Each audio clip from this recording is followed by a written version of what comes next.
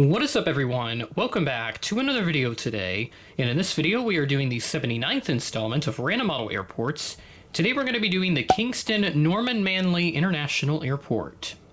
No suggestions were made for this airport, however if you have any new suggestions, please leave them in the comments below. We are heading to Jamaica for the first time in this series. I took a look at the schedule just for fun one night and saw that, hey, I've got a good chunk of these planes that this airport gets, so why not? It's a nice mix of US stuff and then some Caribbean-based stuff and even a Canadian flight that comes in as well. They also get some more flights like Air Canada on the MAX 8, which I don't have a model of just yet. And I can quickly pull up the current calendar, or the current flight schedule rather, just so I can see if there's anything else that I might be missing. I just want to point that out real quick before we really dive into this update. Global X Cargo has an A321 flight from Miami. That, of course, hasn't been made in this scale yet, so can't do too much. Oh, that's pretty cool. And then just continuing on, they also get Aerojet and Flair, both on the MAX 8, which is very cool. But otherwise, I have basically everything, but there's another airline as well. It's a Liat 20 or Golden Air, however it's labeled on Flight Radar, so not sure what's going on there.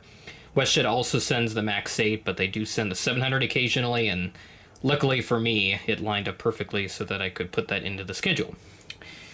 But we'll continue on and we'll take a look at the history of this airport. Kingston was where the first ever commercial flight that went into Jamaica landed at. It landed in 1930, operated by Pan Am using a consolidated Commodore, a type of flying boat that used to be popular, especially with Pan Am. They were very prominent, and later on they would operate like the Boeing 314, the Flying Clippers, which is kind of how Pan Am got the whole Clipper nickname thing later on. The current airport was established in 1948 and was formerly known as Palisadoes Airport. I'm not sure how you say that. And then it went on to become a hub for Air Jamaica, and it was that status from 1968 to 2015 when the airline merged into Caribbean Airlines, which is an airline that of course still has a pretty decent presence here in Kingston. There's been a bunch of renovations as well to the terminal throughout the 2000s, and now it's a really decent facility and can handle a lot of very unique flights, at least for a random model airport anyway. So plenty of flights that this airport gets from all the typical airlines from the US, North America, and then even throughout part of the Caribbean as well. Sky High also has charter flights to Santo Domingo as well. And then, of course, Caribbean has a bunch of destinations with Inter-Caribbean not far behind. No new services coming into Kingston for the foreseeable future, so without further ado, we'll go ahead and get started at Gate 1 right over there. We'll work down that way, and then back down over there, kind of in like a UW shape, or yeah, kind of like a half, two-thirds a W, however you want to view it. We'll start off at Gate 1 with this WestJet 737-700, starting off very strong with our variety.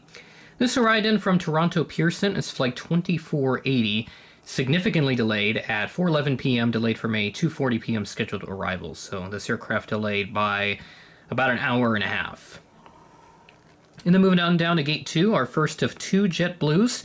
We have this A321neo with the balloon's tail. This is the first 321neo for JetBlue that Gemini did back in 2019, and then they released the streamer's tail in 2022, I think it was, if I remember right.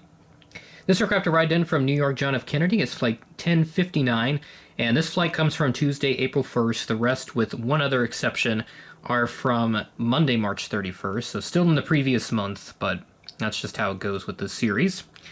This arrived in on time at 7:58 a.m.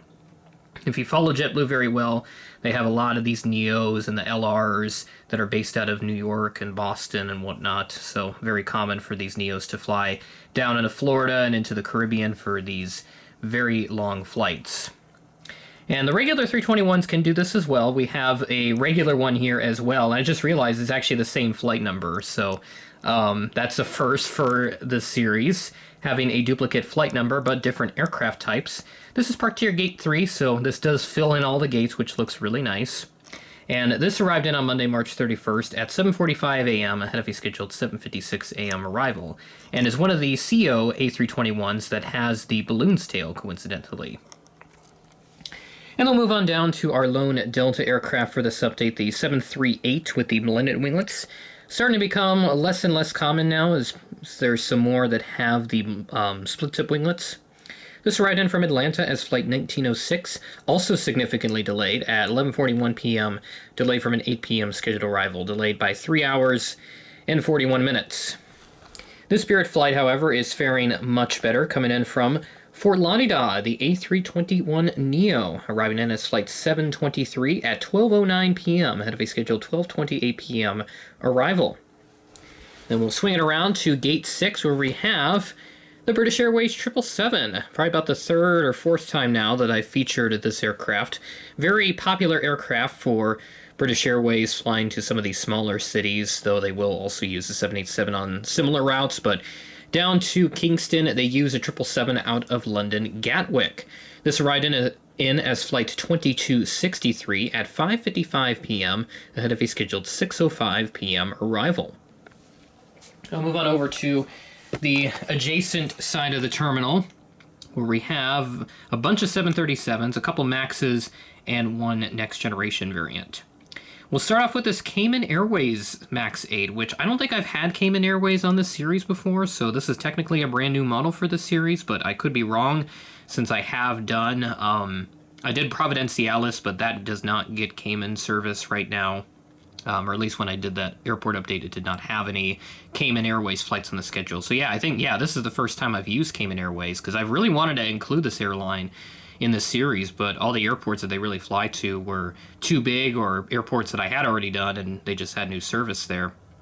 So this Max 8 came in from Georgetown, Grand Cayman, as Flight 600 at 8 a.m., ahead of a scheduled 8:10 a.m. arrival. We'll move into the 737-800 with the logo winglets, coming in from Miami as Flight 1082 at 7:29 p.m., ahead of a scheduled 7:35 p.m. arrival. And then next to that, there's Caribbean. I think, this might be another new airline too, although I think maybe I used this in Providenciales. I'm just trying to remember off the top of my head. But very nice Max 8 right here. I love this model. This was a nice surprise gift from my parents a few years ago, so really happy that they got this for me and has enabled me to do an airport like this. Don't know where I would be without it. But this Caribbean Max 8 came in from the Port of Spain. It's Flight 414 at 9:49 a.m., ahead of a scheduled 9:55 a.m. arrival. So that's all the aircraft at the main terminal, and now we move over to this other section, which is kind of like it's a weird, like, mixed-use place.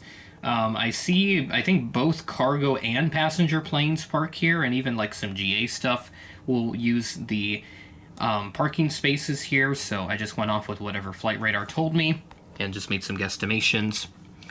We'll zoom in on this Beech 1900 to start on this section, and this came in from Providenciales. This is the Caicos Express Beech 1900, arriving in as Flight 700 at 12:19 p.m., ahead of a scheduled 1 p.m. arrival.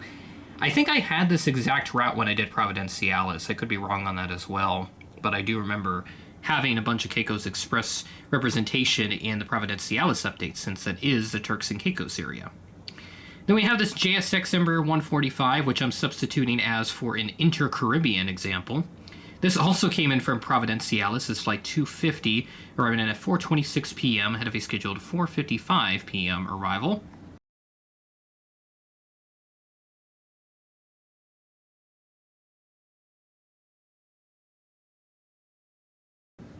And then our final aircraft for this update, we have Amerijet, the 767-300 freighter, coming in also from Miami.